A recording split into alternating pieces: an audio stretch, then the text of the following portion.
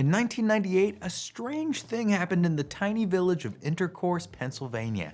Two Amish men were arrested for drug dealing. A federal indictment alleged both had been sourcing cocaine from various members of the notorious Pagans motorcycle gang and then distributing it to their Amish brethren. The men, both named Abner, were accused of selling the drugs during Amish hoedowns. This seems very out of character for the Amish, who are usually portrayed in popular culture as devout people who prefer a simple, quiet life free of the hassles and distractions of contemporary society. They do everything possible to avoid contact with people like us, people on the internet. These stereotypes have been reinforced in movies like Witness and shows like Vanilla Ice Goes Amish. And yeah, that was an actual real show that aired on actual real television. But on today's episode of Misconceptions, we'll be debunking all the myths Harrison Ford and 90s rappers have been telling you about this fascinating and complex group, including the fact that things like drugs and smartphones can still find their way into this society. Oh, and intercourse, by the way, probably got its name from the early 1800s usage of the word, which referred to social interactions. Just generally clothed social interactions. Funny town names are for another video.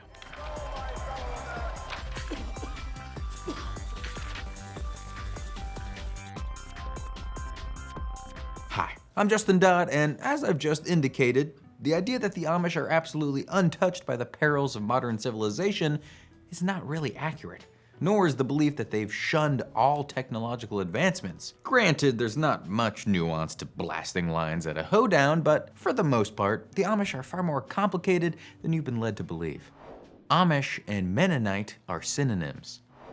What do we mean when we talk about the Amish? For most people and our purposes, it means Old Order Amish. There are other groups we'll address later on. Generally speaking, the Amish in North America can be traced back to the Anabaptist movement of Europe in the 16th century, which promoted some beliefs contrary to more widely accepted Christian practices. For example, only Anabaptist adults were baptized with the idea that accepting God had to be a conscious choice. A few years after the Anabaptist movement came on the scene, Menno Simons joined and became so important that many Anabaptists started being called Mennonites. Over a century later, down in Switzerland, Jakob Amann took things a step further and pushed for a stricter belief system with idiosyncratic views on everything from communion to shunning to how to wear beards. In 1693, his group broke off into a new branch, Amish, derived from Amann's last name. To avoid persecution for their beliefs in Europe, in the 18th century, many Anabaptists started migrating to Pennsylvania, including the Amish,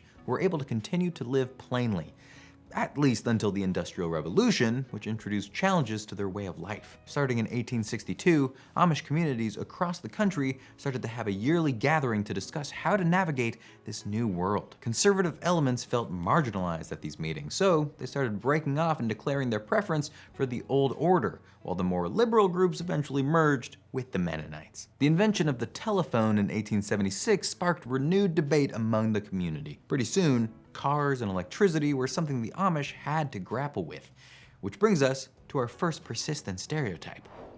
The Amish shun all technology. It's believed the Amish are wary of electricity owing to their religious beliefs, and that's true, but the reason why is often misunderstood. While individual communities differ heavily on this, the decision was ultimately made that members should remain off the electric grid. But it wasn't because they thought electricity was evil per se. The idea was that having easy access to electricity sort of signaled that you were ready and eager, perhaps too eager, for the latest technological doodad. But if, when you're considering a refrigerator purchase, for example, you need to figure out how on earth you're gonna power it without being able to just plug it into the wall, you're likely to be a bit more conscientious about your foray into consumerism. While the Amish are prohibited from hooking up to a power grid, they're generally permitted to use power from 12-volt batteries, diesel generators, propane, solar panels, or hydraulics. This comes primarily in the form of power tools, which help the Amish with carpentry duties, though you might also see it in the form of battery-powered headlights and windshield wipers for their horse-drawn buggies. Which bits of technology the Amish adopt depends on their specific community. There's no one Amish group, but a group of smaller sects. Each one makes a determination on whether something like a battery-powered drill or gas-powered refrigerator will be beneficial for them. According to Donald Craybill, an Amish expert and co-author of the book The Amish are more cautious, more suspicious, wondering, is this going to be helpful or is it going to be detrimental? Is it going to bolster our life together as a community, or is it going to somehow tear it down? Each Amish community is governed by the Ordnung, the German word for order. It's a kind of policy guideline dependent in some part on the Amish sect. In Pennsylvania alone, there are hundreds of Amish districts, which means there's no one single rulebook that applies. But what about the big two technologies of modern life, computers and smartphones? Some Amish believe having computer processing power is integral to their business, and so they seek out PC builds that are as basic as possible. Some companies have even filled this niche market by advertising computers that have no internet access, graphics, or sound. Even the case can be made out of wood. This Amishization can also extend to other things. A power tool, for example, may have the motor taken out and replaced with something air-powered. Nor have the Amish been able to completely avoid smartphones. When telephones became widespread in the early 20th century, the Amish began installing them until prohibitions were placed on them, citing concerns that community members might resort to a phone call instead of a personal visit. Phones might, the thinking went, encourage gossip. Speculating on who Bradley Cooper may be dating may not be an existential threat to the Amish way of life, but it's probably not going to help either. Sometimes communities will rely on a phone shanty, basically a phone booth, to make communal use of a phone. But some adults also carry phones for the same reason they have computers, to engage with employees and customers. And some younger members of the Amish community are sometimes tempted by the ease of social contact. Now, you may be wondering what kinds of businesses the Amish are in that require all this processing power. It's a myth that the Amish are only farmers, which brings us to our next misconception. The Amish are all poor. Conjure up an image of the Amish and you might think of plain living people with meager financial resources. Granted, you won't see many displays of ostentatious wealth from the Amish community. No flashy jewelry, no rims on their buggies, although that would be pretty delightful. But make no mistake about it, the Amish are not obligated to remain poor. Some open businesses in town, like bakeries or other food shops, and then commute back to their more easygoing life at home. These businesses and entrepreneurs can often be pretty successful. The Times reported that as many as 2,000 Amish-owned businesses are in and around Lancaster, Pennsylvania, some of which are multi-million-dollar success stories. Amish craftspeople can develop reputations for expertly crafted woodworking or food preparation. That, in turn, creates a lot of consumer loyalty. It's hard to know why exactly the Amish are so successful. Maybe it's a lack of distraction or devotion to quality work, but according to Donald Craybill, just 10% of Amish startups fail. That's compared to the 50% failure rate of non-Amish small businesses. And don't forget land ownership either, which can also add to their wealth portfolio. Now, I'm not suggesting the Amish are throwing piles of cash around like hay bales. Some Amish businesses may only turn a modest profit. And broadly speaking, they do tend to have higher rates of cash-poor community members. But the idea that they're all indigent isn't right.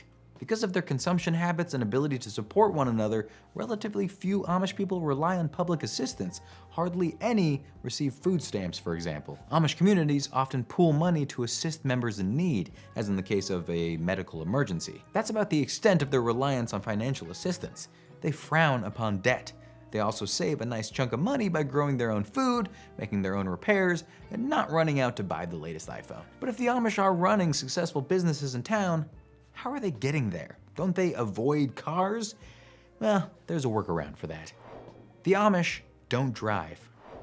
Now, this one is partially true. Most Amish communities were practicing social distancing long before it was recommended. Not from each other, but from the world at large. One way that's accomplished is by passing up easy transportation. In Amish-heavy areas, you might even see parking spaces for a horse and buggy at places like Walmart or Costco. For the Amish, a horse-drawn cab helps them keep life at a slow pace and also works to symbolize their faith. After all, a horse can only go so far, which means the Amish can't stray far from their community ties. But that doesn't mean they never climb inside a car. Some Amish take advantage of a kind of loophole in their religious doctrine that permits them to be a passenger in a motor vehicle. They can pay for what's known informally as an Amish taxi, which is a car service that provides transportation for the Amish. We actually got a comment on our video covering misconceptions about the 50 states from someone who claimed to have driven Amish people on many occasions. I'm inclined to take them at their word because that would be one one of the strangest lies of all time.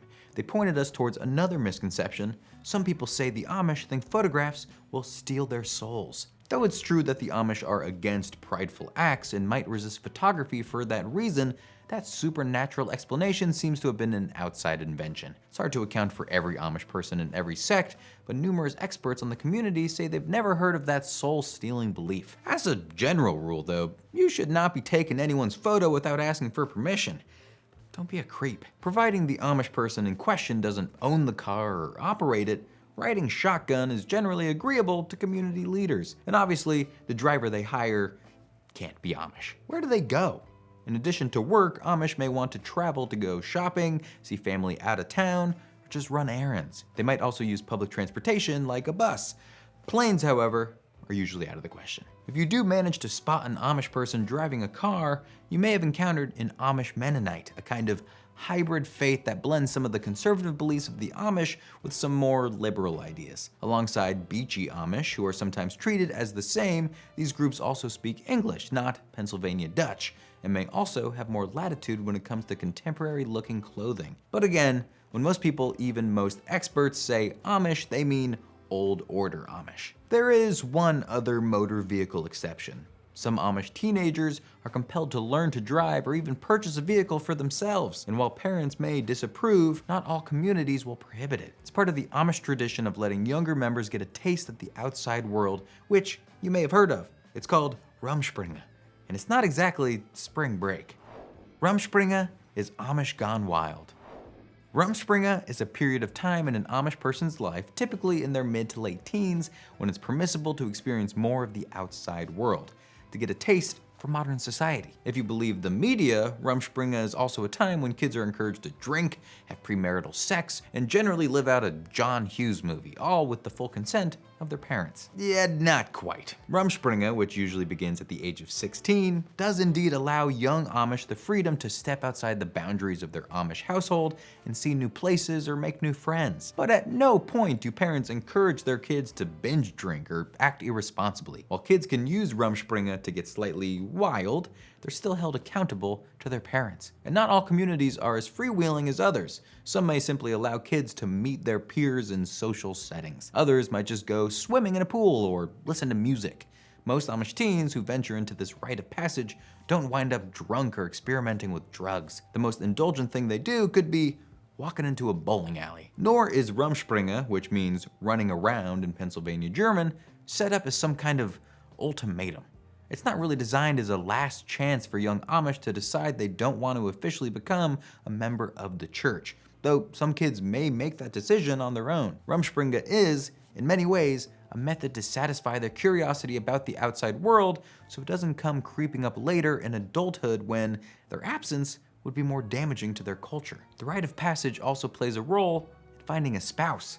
The expectation is that young people will come back, get baptized, get married, and settle into Amish life. That's what roughly 4 out of 5 Amish teens wind up doing. And if they do decide to leave the church, they're not excommunicated or shunned. They can't be, because they were never a formal member to begin with. That doesn't happen until they're baptized. But there is another reason you can't really be shunned from an actual Amish church. The Amish have churches. Have you ever seen a big, impressive Amish church full of congregants? No? That's because there aren't any. While the Old Order are deeply religious and subscribe to a strict set of values, they don't attend a formal church built for the express purpose of worship. Instead, the Amish typically congregate in their homes or in nearby buildings like a barn or a workshop. That's because the Amish generally believe faith is an interior experience that doesn't require dedicated buildings. It also means they don't have to spend time or money on the upkeep of a building meant strictly for religious services. Because each congregation is made up of 25 or 30 families, they have to live close enough to get to each other's houses for worship. Having smaller groups also helps the Amish form tightly knit bonds with others in their community. And they don't necessarily attend every week either. Bi-weekly church services are the norm, with other devotional activities held during the off weeks. Because of the schedule, no one Amish family needs to worry about hosting the others at their house that often. The math comes out to about once a year. Where does everybody sit? The Amish have a plan for that. Wagons devoted to transporting benches are utilized so church members can be comfortable for the services, which can last as long as 3 hours. Of course, I don't have any first-hand experience with anything we've talked about because as someone who mainlines Netflix, talks to Alexa, and is mildly interested in who Bradley Cooper is dating, I would be prohibited from living in an Amish paradise. Right? Outsiders can't join the Amish Church. There's no question that Amish communities prefer to keep their distance from outsiders, not wanting to risk mainstream culture polluting their simple lifestyles. But does that mean they would refuse a former suburbanite? The Amish, especially the aforementioned Amish Mennonites, do sometimes welcome what's referred to as a seeker, a person raised in another religion who wants to pursue the peace and relative solitude of an Amish community. These seekers approach the Amish with a desire to learn more about their culture and a willingness to adopt their beliefs, work ethic, manner of dress, and language. They're looking to leave behind the conveniences of the modern world. If the Amish community believes that person is sincere and that person remains convinced they want to join the Amish after experiencing their life, then it's possible they could be welcomed in. This is admittedly a rare occurrence. Of the 300,000 or so Amish living in the US, no more than 200 are estimated to be converts. Most of the people who wish to be Amish simply adopt some of their customs, like avoiding technology, but remain in their own communities. For most, it's just too difficult to give up the modern world. Imagine spending 18 or 25 years of your life enjoying air conditioning, cars, and pop music, only to have it all disappear. You don't need to be Amish in order to try and slow down and enjoy your life more. Much of what the Amish practice isn't about finding anything evil or corrupt with modern society. They just want to focus on what matters most: family, civility, and happiness. If you think about it, you probably have more in common with the Amish culture than you think. We hope we've cleared up some misconceptions about the Amish, and to any Amish watching on a smartphone, we apologize for any harm Vanilla Ice may have caused. He does not speak for us. See you next time.